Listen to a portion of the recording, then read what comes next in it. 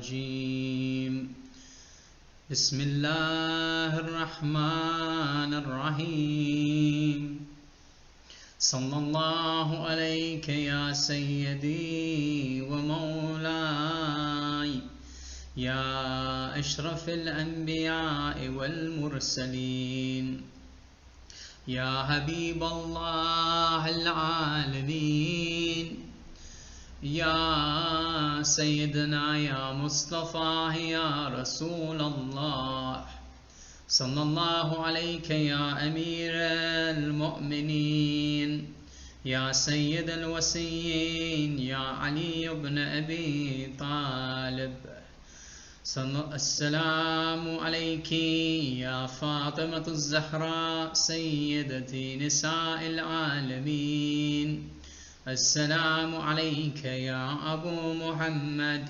الحسن ابن علي المجتبى السلام عليك يا أبا عبد الله وعلى الأرواح التي حلت بفنائك عليكم مني سلام الله أبدا ما بقيت وبقي الليل والنهار ولا جعله الله آخر الأهد مني لزيارتكم. All together now inshallah.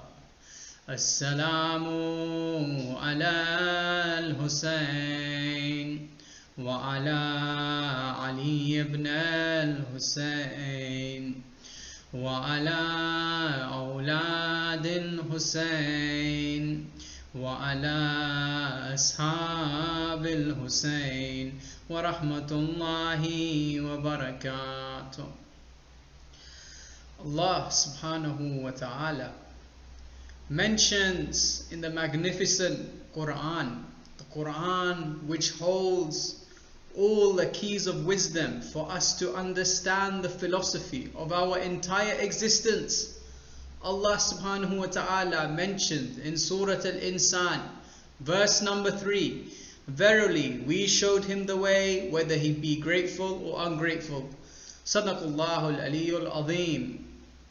This entire lecture series has so far been about the theme of self-observation, self-reflection, and how self-reflection is the thing which can revolutionize your life. Where if you self-reflect and put Allah subhanahu wa ta'ala in the center of your universe, that you can change the way in which you are living. You can change the path that you are doing. You can come towards Allah subhanahu wa ta'ala. But there's one concept which has been something which philosophers have discussed from the dawn of mankind. And that's the philosophy, whether everything is predestined or whether human beings have free will.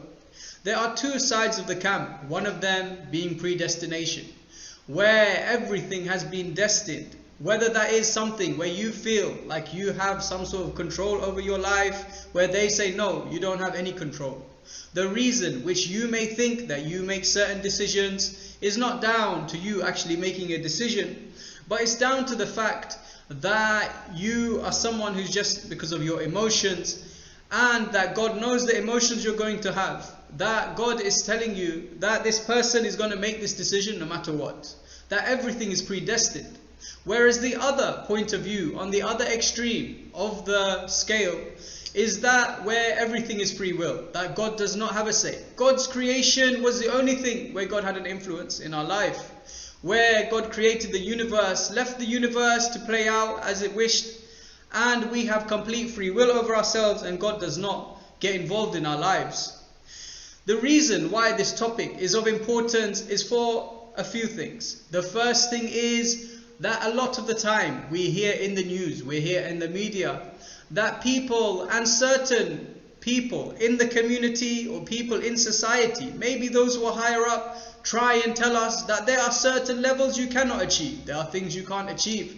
And they may mention examples. For example, you were born into a poor family. You were born into poverty. And therefore you are a victim of your circumstance. And your free will is mitigated because of this. That because you did not have the same upbringing as anyone else, that your intelligence, your knowledge, the status you can reach in society is somewhat crippled because of this. What does Islam say about this? We'll get into it inshallah. So that's the first thing. The reason why this is an important discussion is so that we can really understand, is it possible for anyone to be a victim of our circumstance, or is that not an excuse Allah subhanahu wa ta'ala will accept on the day of Qiyamah? The other thing, the other aspect, which is very, very important in this as well, is a political angle. Where you see in the history of Islam, you had certain factions. And even before, for example, this theory, which was a theory started by Amir al-Mu'mineen alayhi salam, the Islamic theory from the Ahlul Bayt alayhi salam, was a theory that only got propagated. The theory we'll talk about in a little while was only a theory which was propagated at the time of Imam as-Sadiq alayhi salam. And the reason for this was because Imam as-Sadiq alayhi salam had an opportunity to open a university, have students where he could teach them the logic, teach them knowledge, teach them the true interpretation of the Quran, and teach them how to get close to Allah subhanahu wa ta'ala.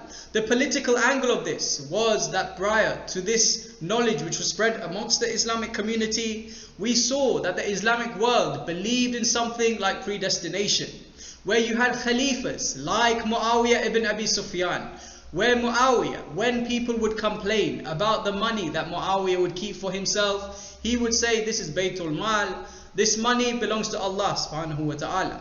And as the Khalifa of Allah subhanahu wa ta'ala, therefore I am the representative of Allah, and that money is my money. And with that reasoning, he would convince the people that this is his money and he can do whatever he wants.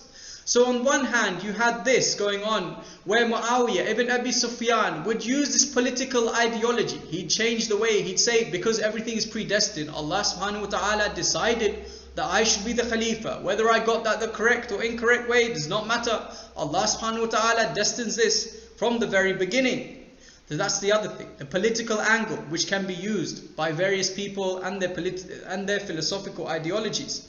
The third thing, which is important in this discussion, is our sense of morality and responsibility. Because of course, if you're someone who believes that everything was predestined, it means we don't really have a responsibility of anything. It means that we don't have anything inside of us driving us to come up with a positive moral standard. Because why should I, Abbas Mirza, try and find a way to do good in the world? Why do I even have the feeling that I shouldn't do bad in the world when this has been destined from the very beginning? This in itself takes responsibility away from the human being, and you can tell all the obvious effects that can have on somebody's character. So that's the main aspects of why this discussion is important. Whether we are the victim of our circumstance, the political angle it has, the morality and the responsibility.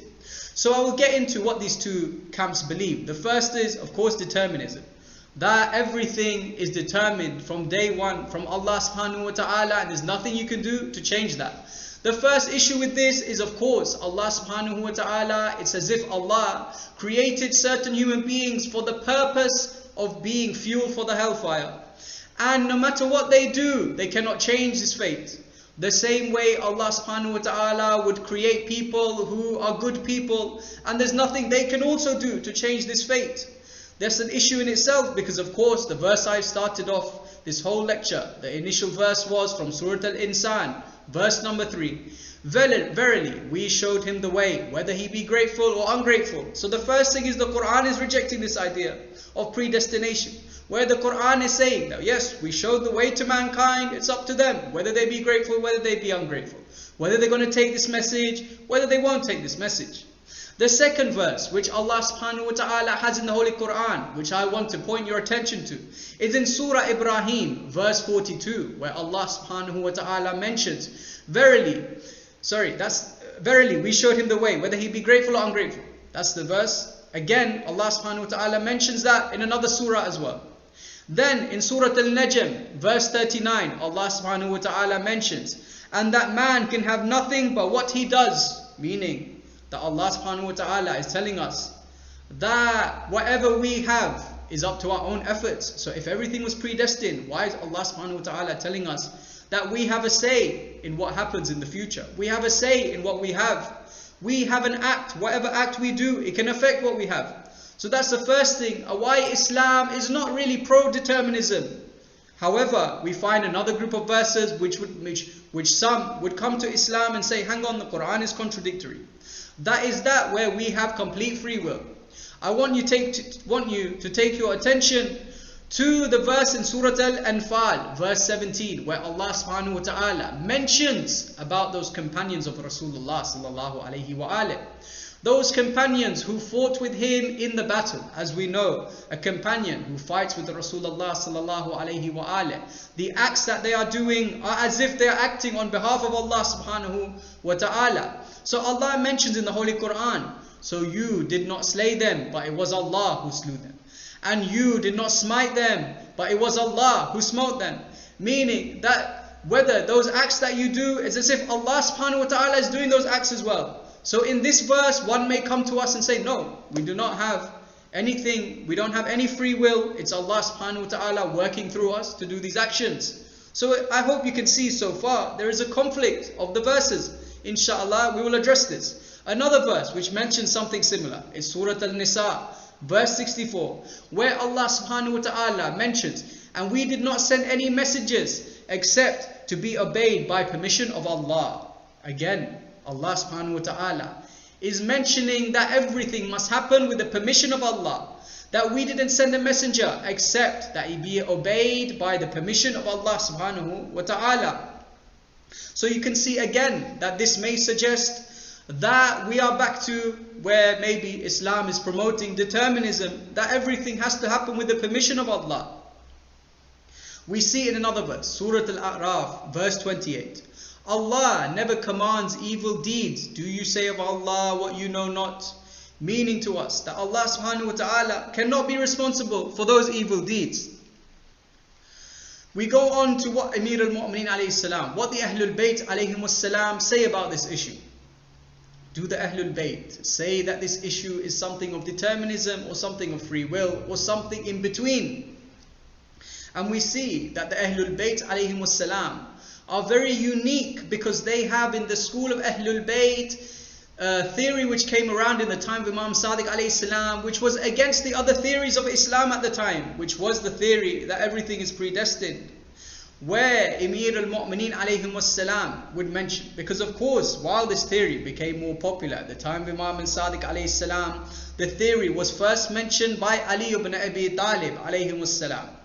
And we see that Sayyid al-Khuwi mentions that in his book, that when it comes to this thing called Amr Bain al-Amrayn, meaning a matter between the two, that it's not just determinism, but it's something as free will, it's something where the hadith are mutawatir, meaning that they have been narrated by many different chains from different imams to a point where it's impossible for these to have been fabricated. So this is something which we know that as a consensus within Islam, within the school of Ahlul Bayt, is something that the imams believe. The first hadith I can bring your attention to is from Ali ibn Abi Talib alayhi salam, when a companion was asking him about determinism and free will. Ali ibn Abi Talib alayhi salam turned to him and said to him, because you do not give up in your request, because Ali ibn Abi Talib alayhi salam was telling him, this is a complicated question, there's no easy answer for this. He said, but I want to know, Ya Ali. He said to him, okay, now that you do not give up on your request, know that regarding destiny, there is no predestination, nor delegation to mankind. It's not predestination and it's not free will. Rather, something between these two. And that's where he said his famous statement, Amr Bain al-Amrayn. We see in another hadith from Kitab al-Tawheed of Shaykh Saduq, that it says Imam al-Baqir alayhi salam and Imam al-Sadiq alayhi salam would say these sentences. Allah the Exalted is too merciful to coerce his servants to sin and then punish them for it. He is also too mighty to want something and it not be accomplished. So we see again another Imam mentioning that Allah subhanahu wa ta'ala is not the entity, is not the Lord who coerces his servants into sin. Whereas someone who may believe in predestination would say that someone who sins, it is because Allah subhanahu wa ta'ala has coerced them into it. We see in another hadith from Imam al-Sadiq alayhi salam, recorded by Mufaddal ibn Umar, the famous companion, who says there is neither predestination nor free will, but it is Amr Bain al-Amrayn, this famous thing, it is a matter between the two. Mufaddal asked, what is the stance of in between? Imam as-Sadiq alayhi salam replied, "It is like when you observe a man in sin and you advise him against it, but he does not desist from it. He doesn't stop doing that sin. So you leave him to his sin. Leaving him to sin after he has rejected your advice does not mean that you commanded him to sin." Meaning the Imam is telling us that yes, we may sin, and yes, there is an element of predestination. However, when we sin, it's not Allah subhanahu wa ta'ala. And Imam Rida alayhi salam in another hadith elaborates on this further, where Imam Rida alayhi salam mentions, Allah the Most High says, "O son of Adam, by my will you attained free will, and with the help of my favor you perform the obligations towards me, and with my power you feel empowered to disobey me. I created you with sight and hearing, so I deserve more credit for your good deeds than you, while you are to blame for your own misdeeds." What does this mean? How is it possible that Allah subhanahu wa ta'ala is mentioning that those good deeds that we do, that Allah subhanahu wa ta'ala is more deserving for the credit, but when it's the bad deeds, you're on your own, it's up to you, it's all nothing to do with Allah subhanahu wa ta'ala? As we saw in the hadith prior, Allah subhanahu wa ta'ala created us as mankind. He created the human being, and Allah subhanahu wa ta'ala sent down guides, sent down reminders. As Allah subhanahu wa ta'ala mentions the Holy Quran, "I have sent you, O Muhammad, but to be a warner, to be a reminder for the people." Meaning that these are guides for us to remind us of our worship to Allah subhanahu wa ta'ala. The same way Imam Sadiq alayhi salam says, if you were to advise someone who's sinning not to sin, that this is a warning for them, but if they sin, is it your fault still? Allah subhanahu wa ta'ala sent us this guide, and if we fulfill and do this guide and follow Allah subhanahu wa ta'ala, it's as if that we have followed this guide and Allah subhanahu wa ta'ala is supporting us. Whether if we go against Allah subhanahu wa ta'ala, Allah subhanahu wa ta'ala has nothing to blame in it. Yes, Allah knows that you are sinning. He knows that this is going on, but it doesn't mean Allah is supporting you, which is why we can go back to the verse I mentioned earlier. The verse in the Holy Quran which mentions, "So you did not slay them, but it was Allah who slew them. And you did not smite when you smote, but it was Allah who smote them." Meaning that those who fight in the way of Allah subhanahu wa ta'ala, Allah will support them. Whereas those, if you go against Allah subhanahu wa ta'ala, He is aware of what you're doing. He knows that you are sinning. Yes, with His permission that you have free will that you are sinning, but it is not to do with Him. He does not support you. This is what is meant by Amr bayn al-Amrayn, a matter between the two. That yes, another aspect of this is the aspect of, for example, the way you are born, the way that some things are decided before your fate. For example, the way that you digest food. It's up to you. You have the free will to decide what to eat. You can decide something that is bad for you, and you can decide something that may be good for you. Whether you decide to eat this or not, you eat it, and then everything else is destined by Allah subhanahu wa ta'ala. This digestive system, you have no control over. The way your body reacts to certain chemicals, you have no control over. Yet you still have a matter of say in whether you have the free will to put this stuff into your body or not put it into your body. So this is what is meant by Amr bayn al-Amrayn. We see another aspect where other influences, for example, the free will. Let's say you are an individual who is the head of a state. You are head of a country like Saudi Arabia, let's say, and you decide to throw missiles at Yemen. You change the situation in Yemen, that those born in Yemen now have things determined to them, for them, which they had no say in their free will. This is why it is a matter between the two. Yes, it is determinism at one aspect, but there's also free will on the other aspect, where your free will, if you use that in a negative way, you can affect the issues, the free will of others as well. You may be able to do certain acts which may cause them to have a different aspect, a different approach when it comes to free will. Salawat. Allahumma salli ala Muhammad wa ala Muhammad.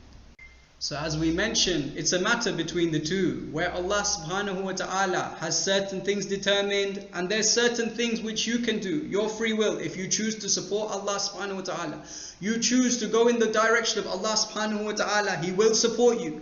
And that way Allah subhanahu wa ta'ala may change your life. For example, we have the example of certain companions who joined Imam al-Hussein alayhi salam, when they never even knew Imam Hussein alayhi salam was going towards Karbala. And you had other companions who made it their effort that they wanted to join Imam Hussein alayhi salam, but they ended up in Karbala at the 11th of Muharram. Meaning that for some people, Allah subhanahu wa ta'ala will change their path so that they come towards what is righteous for them. And for others, Allah subhanahu wa ta'ala may change their path so that they come to a path which is of course best for them, but maybe not what they wished for in the first place. We also understand from the hadith of Imam Rida alayhi salam that, let me repeat it, you perform your obligations towards me. Allah subhanahu wa ta'ala is saying, and with my power you feel empowered to disobey me. I created you with the sight and the hearing, so I deserve more credit for your good deeds, while you are to blame for your own misdeeds. That line again, you perform your obligations towards me, and with my power you feel empowered to disobey me. Yes, Allah subhanahu wa ta'ala is mentioning that I gave you the power to be in the universe and to have free will and decide free will. And yes, I gave you the power to disobey me, and this is something that you can only do with the permission of Allah subhanahu wa ta'ala. But it doesn't mean Allah subhanahu wa ta'ala supports you, as we know what a support is by the verse which says that you did not smite, but it was Allah who smote. We see, for example, the way some people, they try and understand that everything is deterministic, is, for example, the issue of a glass of water. If I said to you that if you poured water into a glass or a cup, how long will it take until the cup is full? You may ask me, how big is the glass? The diameter of the glass, the material of the glass, the pressure of the water, the viscosity of the water, how big is the diameter of the tap which is giving the water. However, if you got all these measurements, you can decide and determine what it is, what is the answer of this. However, when it's different when it comes to consciousness, because consciousness is something which you can't really measure, because Allah subhanahu wa ta'ala has given us consciousness, and from a third person perspective. For example, if I saw you drinking coffee, or I saw you eating a dessert, or I saw you eating something that you really love or you really hate, I may be able to get an inkling into how you feel about it, how this is impacting you, how this is affecting you. However, I will never be able to truly understand any spiritual experiences that you have, any profound experiences that you have, which is why when consciousness comes into the equation, you can never say that everything is completely predestined or anything is completely free will, because consciousness is something which you can only understand from a first person perspective. Whereas if I eat something or I read a line of text which really changes my heart and changes me, only I will truly understand that. Which is why some people ask, what was it which really changed Hur ibn Yazid al-Riyahi on the night before Ashura to change? Yes, we may be able to analyze this aspect, but we will never truly understand what was inside the mind of Hur ibn Yazid al-Riyahi. Which is why we should really focus upon those things which may stand out to us in Islam, and really trying to understand from a first person perspective how this can impact our free will. We see in another verse from Surah Al-Yusuf, verse 53. Indeed, the soul is persistent enjoiner of evil, except those upon which my Lord has mercy. Now we're getting to the question, where if everything is, if we have free will, how is it that the prophets are infallible, for example? Are the prophets infallible when they have the decision to not do to sin? Is that possible? We see in the Quran, Allah subhanahu wa ta'ala mentions, indeed the soul is a persistent enjoiner of evil, except those upon which my Lord has mercy. Meaning that the human being, yes, we are persistent in wanting to do evil. Our soul tells us that we need to do evil. Our nafs, in other words, you could say. Except that which Allah gives His mercy. And we could tell from earlier that Allah will support you if you come towards Him. If you come towards Allah subhanahu wa ta'ala, Allah will support you. Meaning that the prophets of Islam, when they would come towards Allah subhanahu wa ta'ala, because they reached the station with their great deeds, Allah would support them as well and protect them from sinning. Meaning that why in this verse it says, except upon those which Allah has mercy. So yes, of course, it is possible for a prophet to have the issue where they have free will but they don't decide to sin, because Allah subhanahu wa ta'ala is supporting them given of what they have sacrificed for coming towards Allah subhanahu wa ta'ala in the first place. We also see the way Amir al-Mu'mineen alayhi salam mentions free will. Amir al-Mu'mineen alayhi salam mentions that free will, Allah gave the human being free will so that he can be better than the angels or he can be worse than the animals. Meaning that the animals are those who really just work off of instinct, whereas angels are created just to obey Allah subhanahu wa ta'ala. Yet we see that Amir al-Mu'mineen alayhi salam is saying the reason you have free will is so that you can become better than the angels, because you decide out of your free choice that you want to worship Allah subhanahu wa ta'ala. And we can see on the day of Ashura that Imam al-Hussein alayhi salam constantly told his companions, you can leave me. The night before he put the candle out saying, you can leave me, you don't need to stay. And these companions would stay with Abu Abdullah alayhi salam, and the only reason Imam al-Hussein would mention this over and over again was so that they make a completely free choice. And this is why the companions of Abu Abdullah alayhi salam are greater than the angels. And this is why Imam Zainul Abidin alayhi salam says about his uncle Abu al-Fadl al-Abbas, that Abu al-Fadl al-Abbas, instead of arms in the heavens, he has wings like an angel in the heavens, because Abu al-Fadl al-Abbas reached a status higher than the angels. We see, for example, yes, we have free will. We've determined that there are things which Allah subhanahu wa ta'ala determines for us. And there are actions that we can do to go towards Allah subhanahu wa ta'ala. And Allah will support us if we go towards Him. However, as I've been mentioning night after night after night, that there are certain sins that you commit which take your identity away slowly. They take your free will away slowly.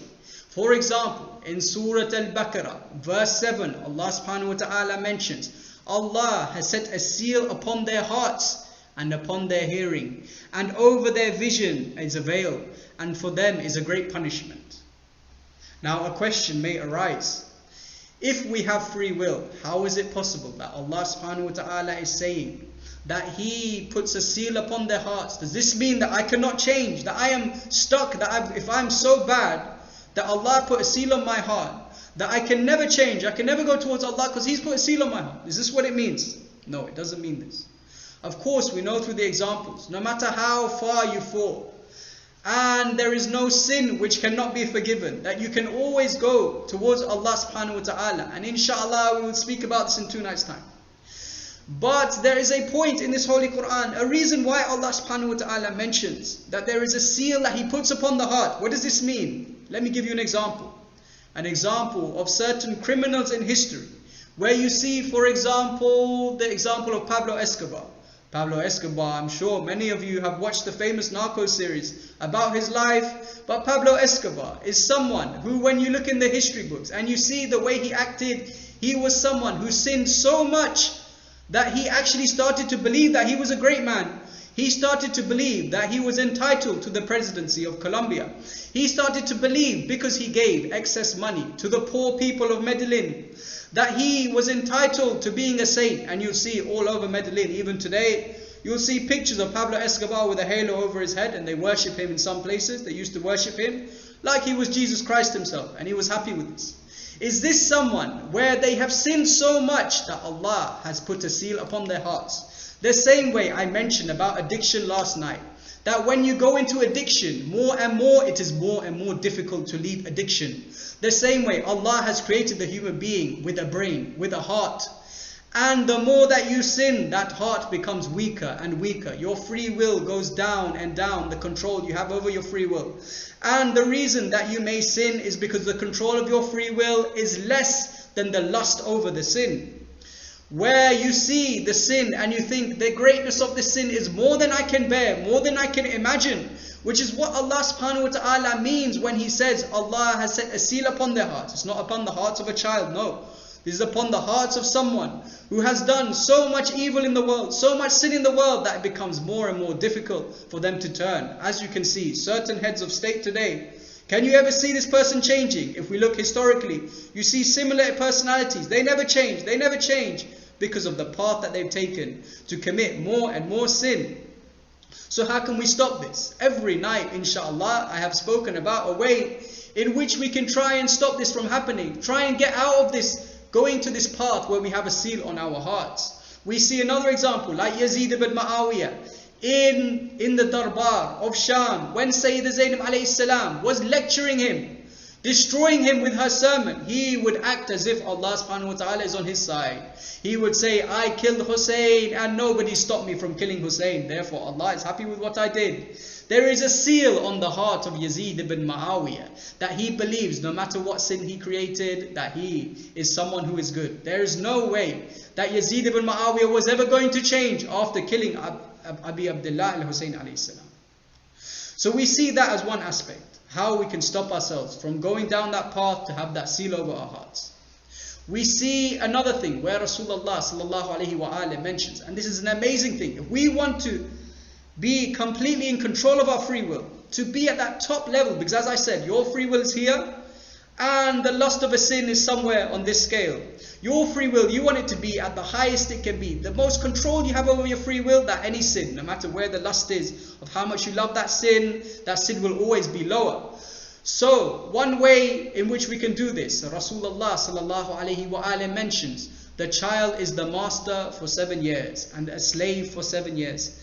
And a vizier of 7 years. What's a vizier? Someone who you ask, you involve them when it comes to making decisions. So if he grows into a good character within 21 years, well and good. So Rasulullah sallallahu alayhi wa alayhi is mentioning the idea of the child, where for 7 years the child is a master. In another hadith, Imam Sadiq alayhi salam mentions to let the child play, let the child have some fun. And we also see in this hadith that he said, Rasulullah sallallahu alayhi wa alayhi said the child is a master for 7 years. Why is it that the child is a master for 7 years? Because as the child grows up, you see that they don't have much free will. Their free will is developing. The same way Amir al-Mu'minin alayhi salam says, the heart of a child is like an uncultivated piece of land. So we see that the child's heart is something where their free will is developing. And that's why for 7 years, the Imams of Ahlul Bayt say, let them play, let them have some fun. Until they reach the age of 7, then 7 to 14, start teaching them about going towards Allah subhanahu wa ta'ala. The same way we mentioned in Rasalat al-Haqooq, that the responsibility of a parent is to show a child who their Lord is and push them in the direction of their Lord Allah subhanahu wa ta'ala. So we see in this example that a child, and you can even see this, when a child is young and you tell them not to do something, how difficult is it to stop a child from doing something? But when it's an adult, if you tell them not to do something and you explain why not to do it, it's a lot easier. It's not like controlling a child, which is why some people say a child at the age of 2 is a terrible 2s. As soon as a child learns something, the first thing they learn is to say no, which is why some scholars say it's human instinct for us to know to negate something first, because the whole concept of free will is based on negation first, that we say no first and then we accept, which is why we say Ashhadu an la ilaha illallah, that we bear witness that there is no God but there is God, because we must learn to negate before accepting. And this is the beauty of Allah subhanahu wa ta'ala and the way that we grow up with free will. So when you allow the child to be the master and play for 7 years, and then for 7 years start teaching them, because for those 7 years they will gradually learn how to grasp their free will. And then you can teach them and push them towards the direction of their Lord. After those 7 years, from 14 to 21, it says make them a vizier. A vizier is someone who you involve in decision making. You ask for their opinion. You make them have this experience in life. And then it says, so if it goes to a good character within 21 years, well and good. Otherwise, leave him alone, because you have discharged your responsibility before Allah subhanahu wa ta'ala. That Allah subhanahu wa ta'ala gives us a responsibility for those 21 years of a child's life, that we change them in a way, we try and shape them in a way so they can have this top level of free will, this top level of control of free will. However, there's still some questions which people may have. One question may be that if God knows everything from the beginning to the end, does that mean that we still have free will? Or does that mean Allah subhanahu wa ta'ala fully knows what we're going to do? This in itself is a complex question, because the idea is that because Allah subhanahu wa ta'ala knows what we're going to do, we don't have a choice in it. The reason why this question is not correct is because, for example, if I click my fingers like that, I just click my fingers due to my free will. If I, for some reason, let's say on the day of Qiyamah, and I watch back the videotape, or I watch that, however it will be shown, what I did on this moment where I click my fingers, I will know I'm going to click my fingers. Does it mean that I didn't have free will in that moment? Or for example, let's put our mind out there. Let's say I had a time machine. I went back 20 years. I saw what was happening 20 years ago. I knew exactly what was going to happen. Does it mean these people don't have free will? No. Just because Allah subhanahu wa ta'ala knows what happened from the beginning to the end, it doesn't mean we don't have free will. We still have free will. And when we do dua and ask to go towards Allah subhanahu wa ta'ala, we know from the Holy Quran, when you take a step towards Allah subhanahu wa ta'ala, Allah will support you. As we mentioned in the verse right at the beginning, when we said, verily, where we said that so you did not slay them, but if it was Allah who slew them, and you did not smite them with your smite, but it was Allah who smote them. So we can see through this entire lecture, the summary is that we spoke about determinism and free will. What does the school of Ahlul Bayt alayhim wassalam say? The school of Ahlul Bayt alayhim wassalam mention that this is an issue between the two, that it's a bit of free will and it's a bit of predestination. And the way we can understand this is Allah gives you permission to go against Allah subhanahu wa ta'ala. But He does not support this. Allah gives you a guide. It's up to you whether you take that guide or leave that guide. So we have that free will. And if we take that guide towards Allah subhanahu wa ta'ala, He will support us and He will accept our du'as. We also showed that through the lectures of addiction and the lectures of having self-reflection on what controls your happiness, we can really have that inside of us so that we can build up our control of our free will to be above every lustful desire, every lustful sin that we may have. And we also mentioned that when it comes to children, we must be exceptionally careful for those 21 years to teach them and guide them towards Allah subhanahu wa ta'ala, for these 21 years are the years in which Rasulullah sallallahu alayhi wa alayhi mentions are the years in which a child really grasps free will.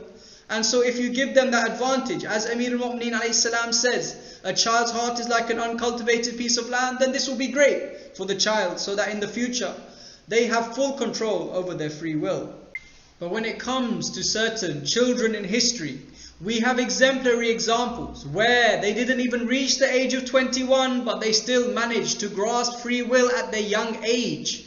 Being one example, being the children of Imam al-Hussein alayhi wassalam, where you had companions such as Owen and Muhammad, which we mentioned last night, and you had other individuals such as Qasim ibn al-Hasan alayhi salam.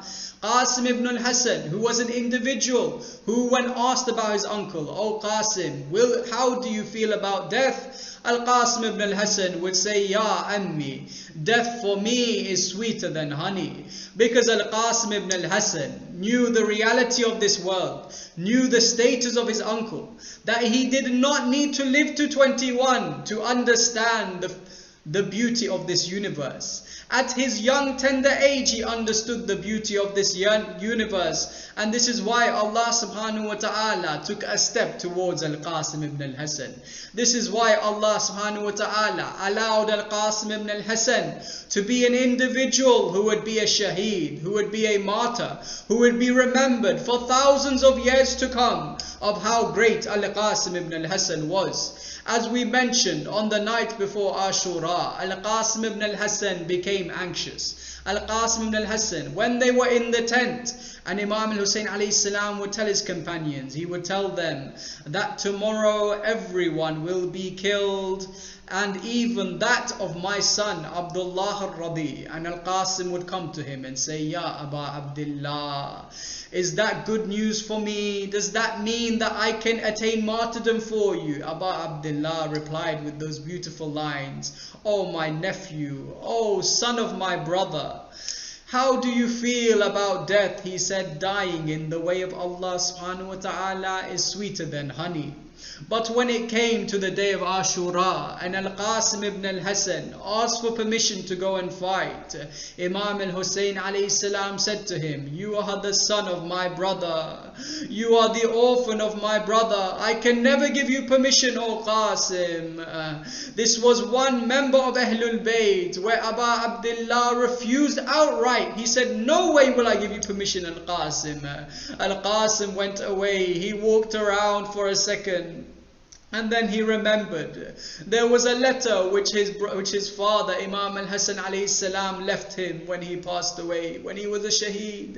In the letter he gave to Imam al-Hussein alayhi salam, and the letter said, "Oh my brother Hussein, a day will come when your life will have to be sacrificed for the way of Allah.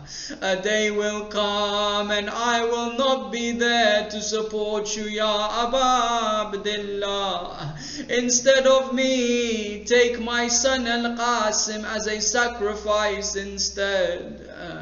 Imam al-Hussein alayhi salam read the letter. He began to weep. Al-Qasim began to weep. He fell on the floor. He fell on the floor unconscious, weeping to Abba Abdullah. Abba Abdullah gave Qasim permission to go fight, but Al-Qasim was so young that they say that the armor did not fit Al-Qasim. So instead Abba Abdullah took his imamah, he cut it into half and cut that half into another half. He put that quarter of his imamah round Al-Qasim and used it as armor, and he put the other quarter on the head of Al-Qasim to protect him from any injuries. Al-Qasim went into the battlefield as free as you like. Al-Qasim, they say, he went there not with a care of this world, and the enemy started looking at him saying, "Did we not kill the son of Abba Abdullah? Did we not kill Ali al-Akbar?" To which Qasim replied, "In tunkiruni fa'ana najlul Hasan, najsib النبي المصطفى والمؤتمن هذا الحسين الكالأسير المرتهن." He said, "If you do not know me, know that I am the son of Hassan, the son of Rasulullah, and know that I am here to defend my uncle. This is Hussein, who you are treating like a captive in the desert." They say Al-Qasim fought very bravely. This was the grandson of Ali ibn Abi Talib, to which one man said, "I was looking at this boy and I looked at Hussein, and I said to everyone, may the curse of the Arabs be upon me if I do not see his uncle weep over his body." At this point, Ibn Muslim said to him, he said, "Do you not see his face shining like the light of the moon? Why do you have to attack him? Why don't you let him go? Let someone else kill him." He said, "No, may the curse of the Arabs be upon me if I do not kill him." As Qasim was fighting, the Maqtal says his sandal slipped, so he bent down to fix it. As Qasim bent down to fix it, this wicked man came and struck Al-Qasim on his head. Al-Qasim fell to the ground, calling out, "Adrikni ya ammi."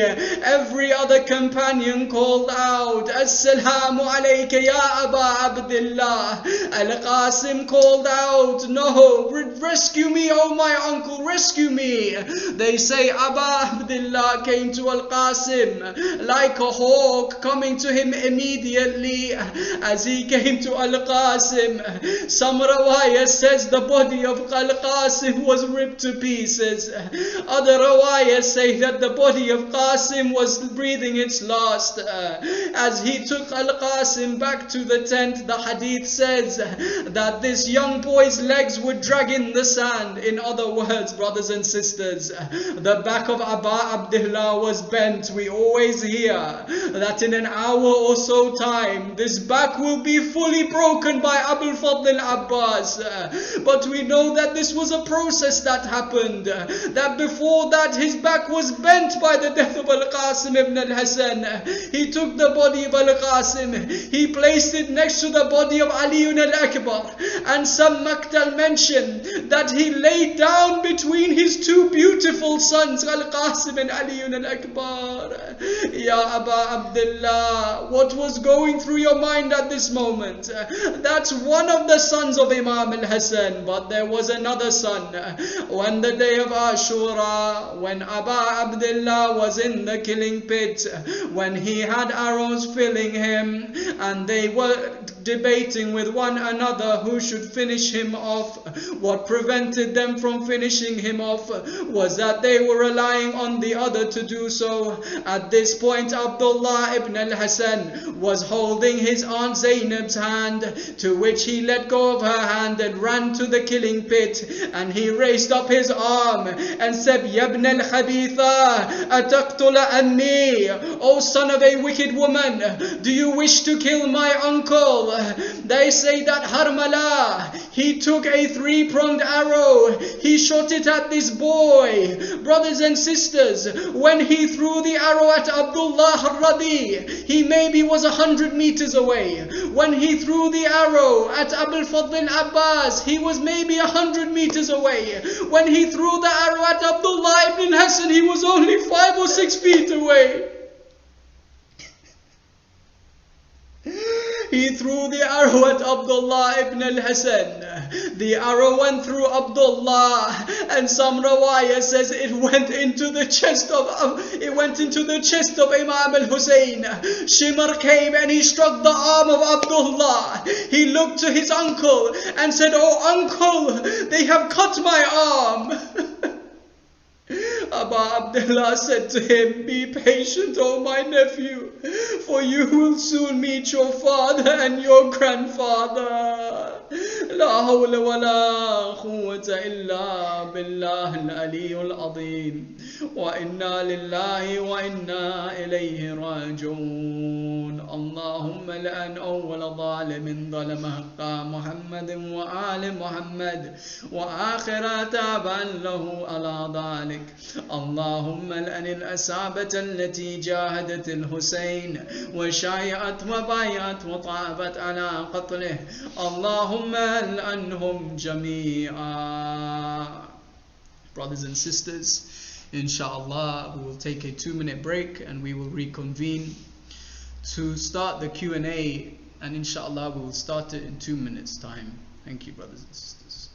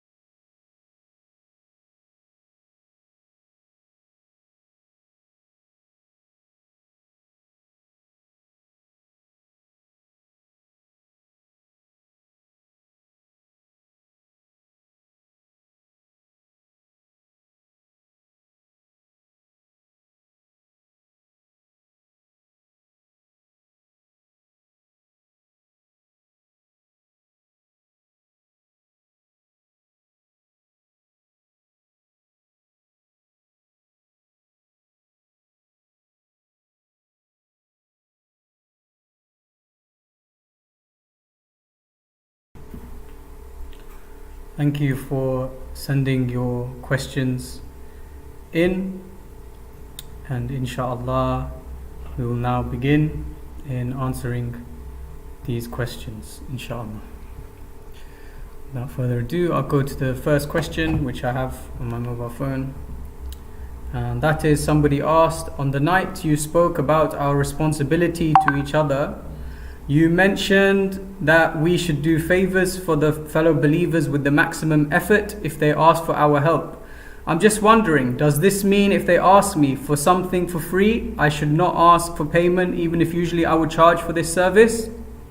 Great question.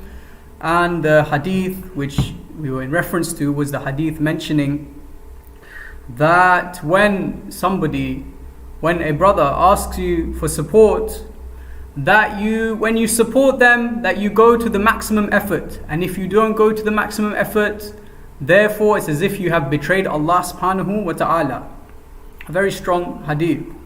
The question in here though is mentioning, if I do a service which normally I charge for, but if a brother asks me, do I do it for free? We look to the example of Rasulullah sallallahu alaihi wasallam and the ummah of Rasulullah, where they were an ummah full of Muslims, an ummah full of brothers and sisters. Yet did they live in a way in which they didn't charge for their services? No, they didn't. So clearly there's a distinction when you can charge for something, when you can't. In this question, it sounds like to me that the individual asking is asking for something which is a service which they provide as a job. It's a way of living. It's a way of getting this money so that they can support their family. And obviously the obligation to your family is such that that is one of the biggest obligations, as we mentioned about Islam in the workplace, that somebody who follows Islam, someone who follows Islam and does all the actions of Allah subhanahu wa ta'ala, what's better is that they are not dependent on others for money. So this is a different case. Obviously in Islam, when it comes to brotherhood, when someone helps you out, that's a great thing. That's something that you should do, of course. And obviously if you do something for free for a brother, it shows that you must have a magnificent heart. But also at the same time, you have a responsibility. You have a responsibility to look after your family. And I want to bring to attention some other hadith. For example, there's another hadith from Imam Sadiq alayhi salam which mentions, be warned against having a brother who wants you for greed, avoidance of fear, or getting food and drink. Imam Sadiq alayhi salam is mentioning those individuals who may be your brother or sister for the sake of greed, for the sake of avoidance of fear, or for the sake of getting some sort of food or drink. In other words, it's for getting some sort of favor. And we mentioned in the lecture about our duty to other, the hadith where Allah subhanahu wa ta'ala loves the one who goes beyond and above and beyond in the brotherhood. Meaning that in the brotherhood, it should be that you're trying your hardest and they're trying the hardest as well. And in this hadith, Imam Sadiq alayhi salam saying, be warned against having a brother who wants you for greed, avoidance of fear, or getting food and drink. We see another hadith from Imam al-Baqir alayhi salam, where he mentions in Kitab al-Irshad from Shaykh al-Mufid, the worst brother is the one who stays with you in your affluence and abandons you in your poverty. Again, another example where sometimes you may have a brother who comes to you when they need something. They think, oh yes, can you help me out? I remember you, yeah, you're my best friend. But as soon as this moment passes, after you help them, they may forget all about you. And when you ask them about something, they may ignore you, etc. And Imam al-Baqir alayhi salam is saying that this is the worst kind of brother. So we can see that when it comes to Islam, that this is a perfect relationship with a brother, where if you have a brother where you would go out of your way, as we mentioned in the lecture, and you are the eye and the guardian for this brother, and they do the same for you, this is the perfect relationship. However, when it comes to things like career and job and providing for your family, this is another issue. It goes into a separate issue because there are other responsibilities and obligations that you must have. So that's the first question, inshallah.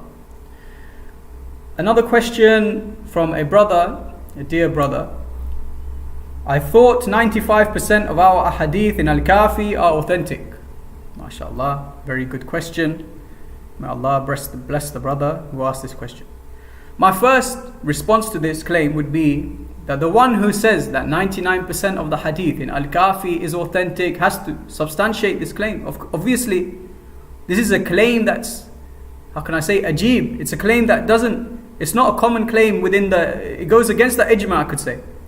Because within the scholarly circle, there's a lot that needs to go into authenticating hadith. And as I mentioned, for example, Shaheed Baqir Sadr, where he would say that when he read a hadith of Al-Kafi, his immediate assumption would be that it's da'if, that it's weak. And after some academic study into it, he'll have to prove to himself that it's authentic. I also got, for example, Al-Shaheed Al-Thani. Al-Shaheed Al-Thani, the great Shia scholar, the great Shia historian, where if you go to any Hawza, any Shia mosque, if you go to any Imam of a mosque, you'll see, they'll know who Shaheed Al-Thani is. He examined the sanad of all the chains of transmissions in Al-Kafi. What he came up with is the following.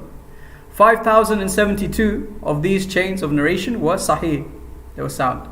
144 were hasan, meaning good. Then 1,118 were muwattaq, meaning trustworthy. I.e., all these things I mentioned, all the categories I mentioned so far are hadith which you can more or less trust. They can be used as something trustworthy. However, and again, 302 of them were qawi, meaning strong. And then he said 9,485 traditions are characterized as da'if. This is Shahid Athani speaking. Where, as we can tell, if we do the maths, I've done the maths, done the calculation already, this means only 41% of Al-Kafi, you can really, if you want to put a number, more or less, if there's a, obviously there's a level of confidence where we have here, and maybe scholars will disagree what is authentic, what isn't authentic. But the consensus is that it's not, you cannot say even a majority is authentic. Shahid Athani is saying 41%. That's less than 50% of Al-Kafi is authentic. So this is something where obviously you can go to Ilm al-Rijal class and you can try and understand how we authenticate hadith. There are many ways we can authenticate hadith. And just because of a hadith is da'if, it doesn't mean, for example, we reject it. Another thing we mentioned, for example, is tawatur.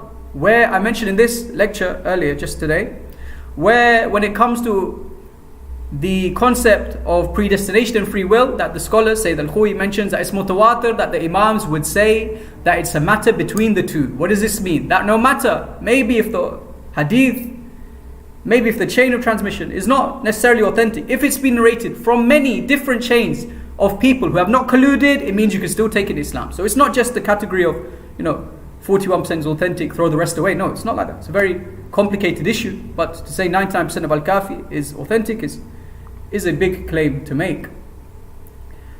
Another question is, how do we know the 12th Imam is infallible? Beautiful question. And I would further this question by saying, how do we know that the 12 Imams are infallible?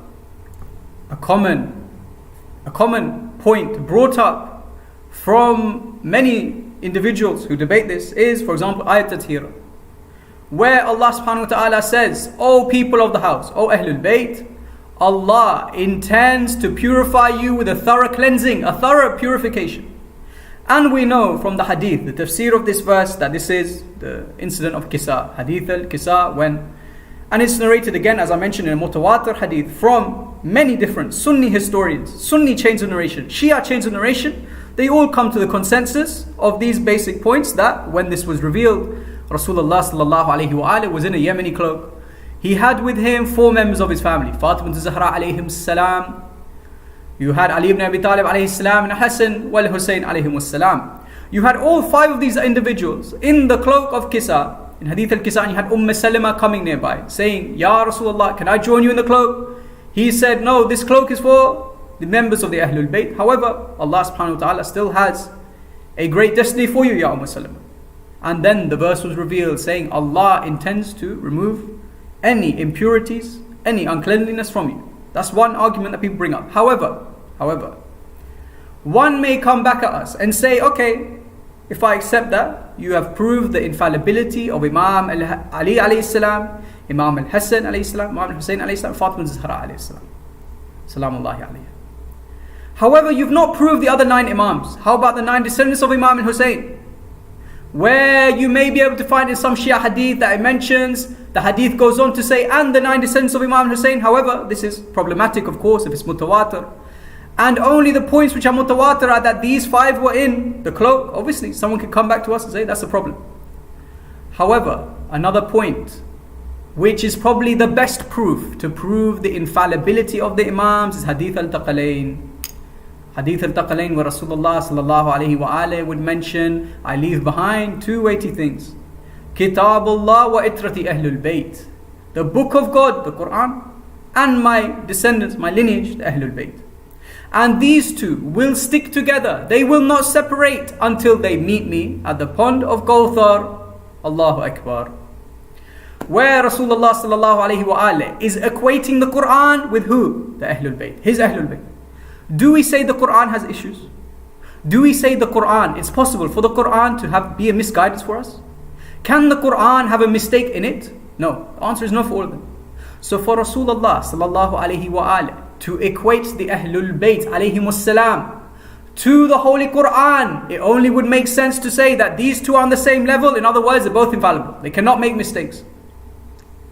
And if these Ahlul Bayt, of course, we can get to another discussion which may take hours on who the 12 Imams are. But if you, let's say, we reach that conclusion, I'm very happy to discuss with anyone. Maybe after this session, you can message me privately. We can have a big discussion if you wish on the 12 Imams. But if you come to that conclusion that these 12 Imams are the Ahlul Bayt, which Rasulullah sallallahu alaihi wasallam is speaking about, then you also must come to the conclusion that these Ahlul Bayt members are also infallible, similar to the Holy Quran. That's that question. The next question, why do Shias do martyrdom? And this is actually similar to another question. Is zanjir haram? Is tatbir haram? Is zanjir haram? And these acts of mourning for Abi Abdullah al-Hussein alayhi salam, are these things haram? And why do Shias do them in the first place? First of all, we must go to the hadith of, let me just get it up, one second. In Wasa' al-Shia, we have a hadith which mentions as soon as the month of Muharram, this is from, I believe, Imam al-Kadhim alayhi salam. As soon as the month of Muharram, Imam al-Kadhim or Imam Rida alayhi salam, as soon as the month of Muharram would set in, my father was never seen laughing, and he would be overcome by melancholy until after the first 10 days had passed. When the 10th day had drawn, i.e. Ashura, when Ashura came, it was a day of grief, it was a day of sorrow and crying for him. And he used to say, this is the day when Al-Hussein was martyred. This is what the Imams would say. We have other hadith, let me bring you to attention, from Musnad Ahmad ibn Hanbal. The great Ahmad ibn Hanbal, who says in his book, and it's been graded Sahih from many Sunni historians, that Rasulullah sallallahu alaihi wasallam was crying when one day Jibreel came down. He brought a piece of soil to Rasulullah sallallahu alaihi wasallam and said to him, Ya Rasulullah, I have something to tell you, that your grandson Abi Abdullah al-Hussein alayhi salam will be killed in a land of Karbala. And then Rasulullah would begin to weep. And then Jibreel will say, do you want me to bring the land of Karbala? He said yes. He brought him the soil of Karbala. This is recorded in Musnad Ahmad ibn Hanbal, in a Sahih chain of narrators. We see also Ali ibn Abi Talib alayhi salam in another hadith, in another one of the great Sunni books, where it mentions that he, on his way to Siffin, he came to the river Euphrates and he began to weep. They say, Ya Ali, why are you weeping? He said, this is the same river, this is the same area in which my son will be killed. Tell me in history, tell me a point in history where an angel would come down and give premonitions of something that's going to happen to a grandson of a prophet 50, 60 years before it happened. Tell me. We can tell that Rasulullah sallallahu alaihi wasallam mourning for Abi Abdullah al-Hussein alayhi salam is part of the sunnah of Rasulullah. Whether you are a Sunni or a Shia, no matter who you are, the fact that these narrations are narrated through different chains from people who have different views on Imamah, some are Sunni, some are Shia, they all narrate the same thing. It shows that this must have happened, this event. So I tell you that mourning is part of the sunnah of Rasulullah sallallahu alaihi wasallam. However, how about things like matam, zanjir, tatbir? We'll get to that inshallah. Where, for example, we can say that one time in another hadith it mentions that one day one of the Imams was hearing a member of one of his companions crying and weeping for Imam Hussein alayhi salam.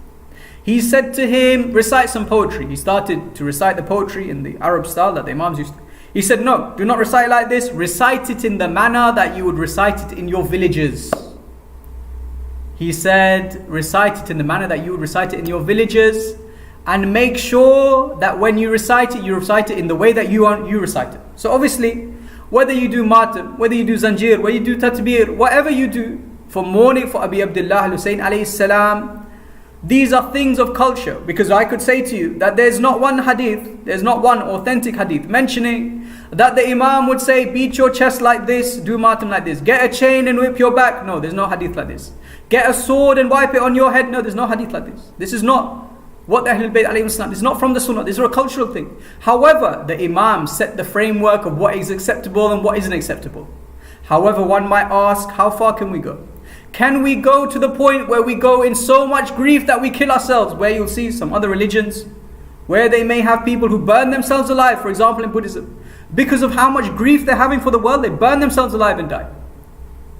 I will mention, for Obviously, this is a controversial topic, and I would suggest that the marja who you respect, who you follow, you go ask this marja and ask them for their opinion. However, what I will tell you briefly is that on the scale of the marja, there are some marja who say, for example, tatbir zanjir haram. Other marja who say it's mustahab. And then there's the marja, some marja like Sayyid al-Sistani, who refrain from giving a fatwa for this. And then there's other marja who have more or less, they have a very common view. I will mention the view of, for example, Sayyid al-Khuy, and maybe you can go and do your own research on this topic as well.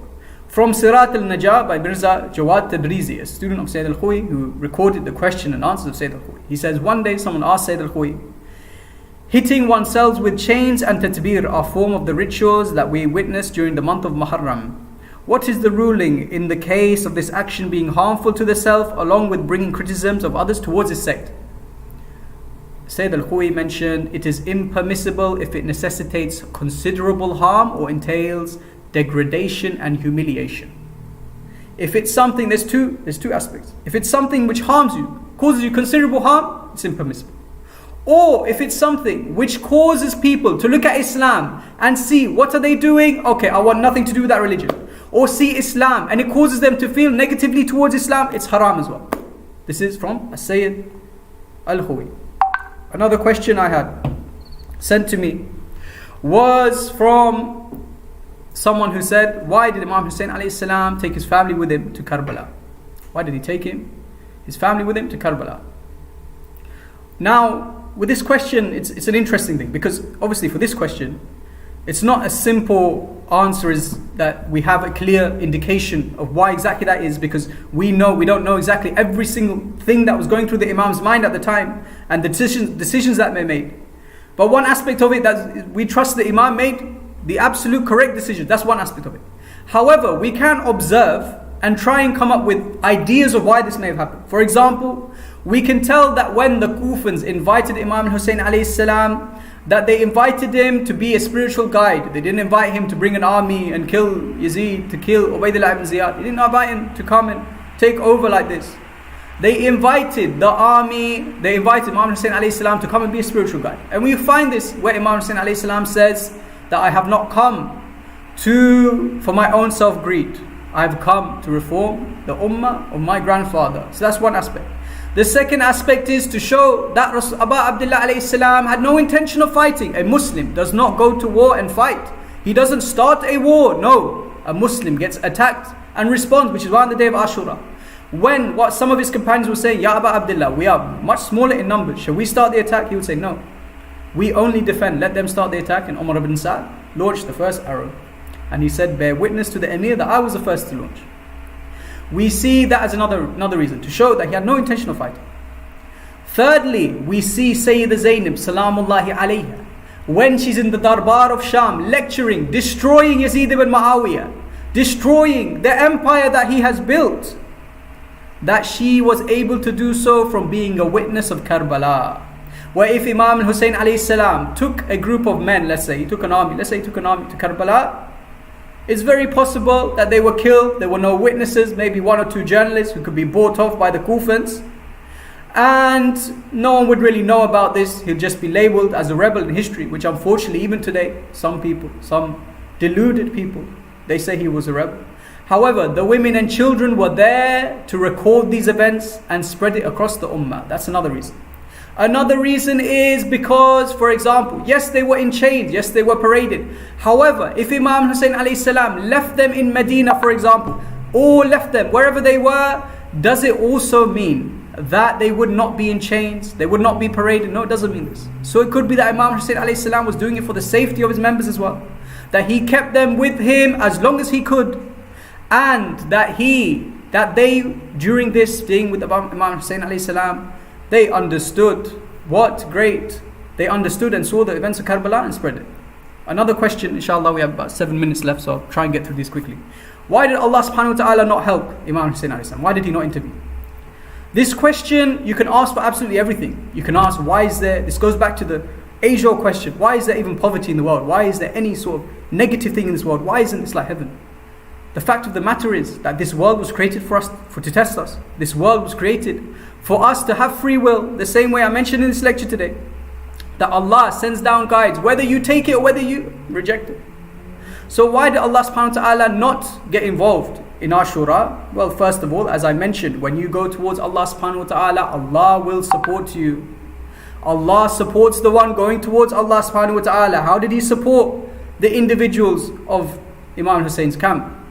You see in the camp the night before Ashura, what's the morale like? The morale where you hear that it was buzzing. You heard the Quran being read like it was a buzzing of bees. You heard that companions were joking, smiling with each other. You heard companions doing dua to each other. Companions congratulating each other. How was the camp of Umar ibn Sa'd the night before? You had a camp where constantly we're told on the day of Ashura that they took out their swords, were about to fight each other in certain events, thinking this is too far, this is too far. We see Hamid ibn Muslim narrate that after Imam Hussein, everyone was killed. When he was on his own, he said, I have never seen a man who after losing so many family members in a better state than Hussein. His face was shining like the moon. Allahu Akbar. Allah subhanahu wa ta'ala certainly did support Abu Abdullah alayhi salam. Which is why Imam Hussein, when he loses his son Abdullah Radi, what does he say? He says, what makes this easier for me is that Allah is watching over all of this. Did Imam Hussein alayhi salam ever complain? Did Imam Hussein alayhi salam ever say, I need Allah's help? No, he never said this. Imam al-Hussein alayhi salam was someone who was happy that Allah was watching. Which is why on the day of Ashura, when he said his dua, Oh Allah, you are my haven in every mishap. You are my hope in every predicament. You are my defender in every ordeal. How much a distress which weakens the heart. When I entrusted it to you out of preference over the others. You are the giver of every boon and the ultimate source of every wish to be granted. Is this an individual who is supported by Allah subhanahu wa ta'ala or not?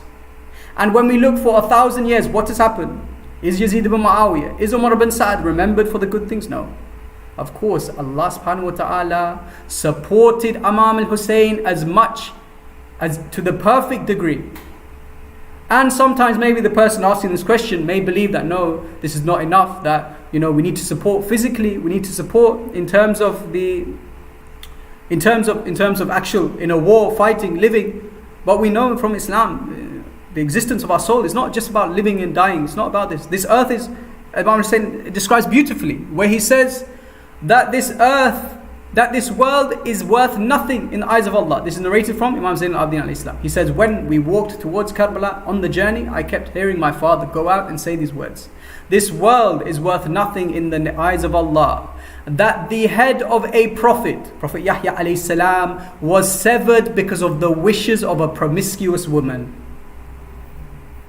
That Yahya alayhi salam, a Prophet's head was severed because of someone who was known to have a very indecent job, and they wished for Yahya to be killed as a dowry to marry the king of Israel at the time, and the Prophet's head was severed. Imam Hussein alayhi salam is saying, no, the earth does not have this high status in the eyes of Allah, which is why maybe the questioner may need to think, is this the right question to ask, that the earth is something, winning a war is everything? No, it's not everything, as we can see in history.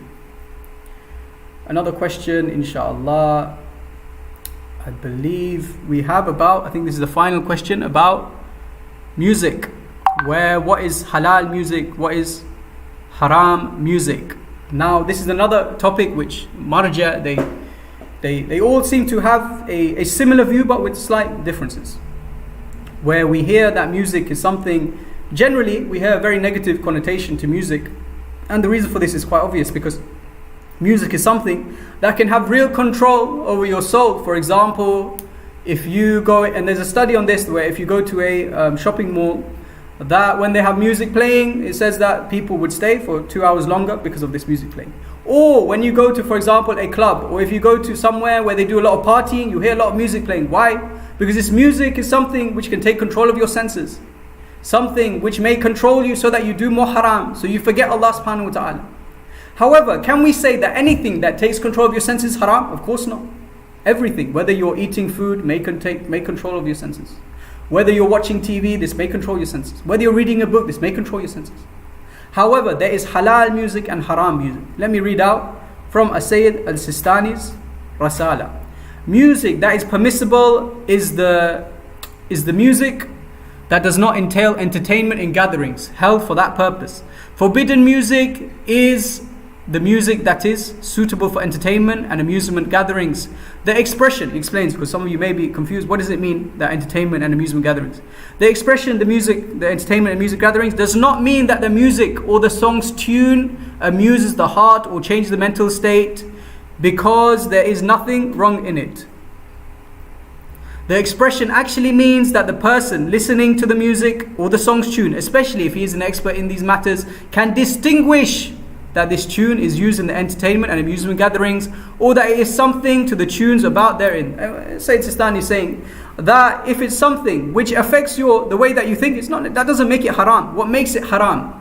And he mentions, if you're an expert in what music is used, for example, in a club or in a haram environment, then you know that this type of music is haram. The same way in Al-Kafi, we have a hadith saying Al-Ghina, because we're talking about Al-Ghina. Al-Ghina is haram. Al-Ghina is in reference to haram music. Al-Ghina is enchantment for adultery, i.e., another example, that music which leads to adultery. We see in another example, we see the example of Sayyid Fadlullah and other marja, where they mention about music. They say the music which makes you have this feeling inside of you that you lose control of your soul, or lead you away from Allah subhanahu wa ta'ala. This is the best way for you to determine what music is halal and what is haram. Inshallah, we have got to the end of the Q&A session, and I thank you for your questions, and inshallah, maybe if you have any more questions, or I haven't answered your question correctly, please send a direct message to me. You can find me on Facebook as well, I'm sure. You can send a message to me, and we can have a further discussions. Wassalamu alaikum wa rahmatullahi.